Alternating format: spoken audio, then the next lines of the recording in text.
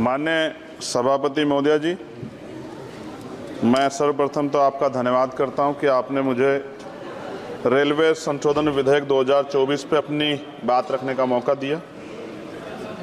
Railway संशोधन विधेयक 2024 पर मैं अपनी गहरी चिंता व्यक्त करता हूं। यह विधेयक भले ही रेलवे के शासन ढांचे को सुव्यवस्थित करने का लक्ष्य रखता हो, लेकिन ये हमारे रेलवे सिस्टम की मूलभूत ताकत को कमजोर कर सकता है। केंद्र सरकार की बढ़ती भूमिका भले ही अच्छे इरादों से प्रेरित हो, लेकिन इससे नौकरशाही में देरी हो सकती है और समय पर निर्णय लेने की क्षमता कम हो सकती है। हमें अपने रेलवे सिस्टम की चपलता और लचीलेपन को खोने का जोखिम उठा रहे हैं। रेलवे बोर्ड में सदस्यों की नियुक्ति में मंत्री जी से पूछना चाहता हूं कि क्या SC, ST, OBC और महिलाओं को इस बोर्ड में जगह मिलेगी। रेलवे बोर्ड सदस्यों की नियुक्ति शासन का एक महत्वपूर्ण पहलू है।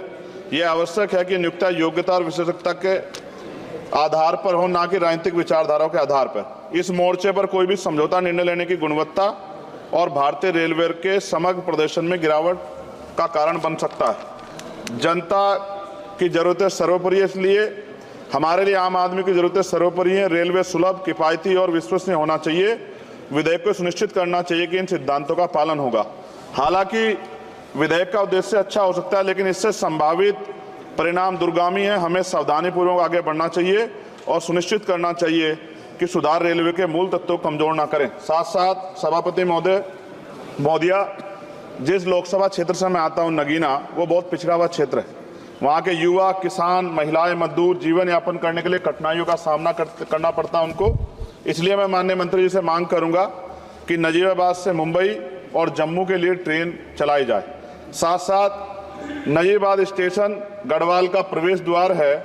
मैं आपसे आग्रह करूंगा कि वहां जल भराव की समस्या होती है स्टेशन पे, उसकी देखरेख की जाए।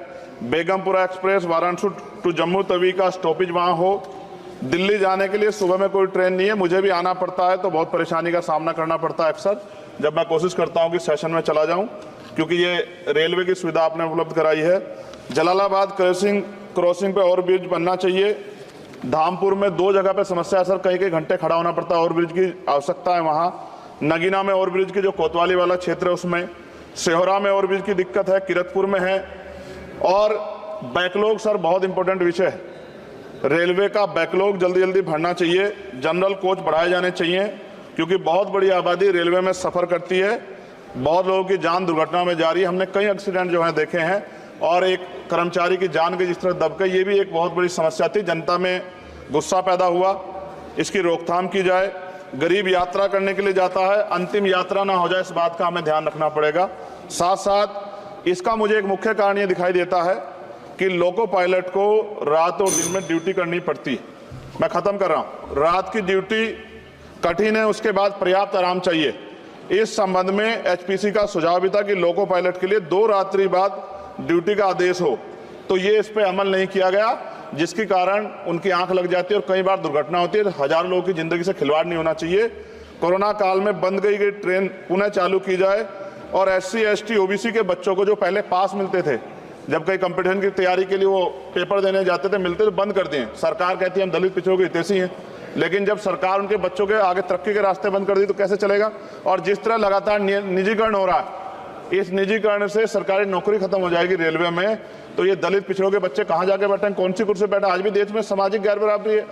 तो मैं इसलिए मंत्री से मांग करता हूँ कि आपने नजीबाबाद में वंदे भारत का स्टॉपेज दिया, इसके लिए मैं आपका धन्यवाद करता हूँ। लेकिन ये भी, इसके अलावा हमने कई मांग उठाई थी, लेकिन उन पर कोई कार्रवाई नहीं हुई। तो मंत्री जी, पार्टी से अलग हटके आप सोचें कि उस क्षेत्र का भी तरक्की होनी चाहिए, ये भी आपके अधिकार क्षेत्र का मामला है।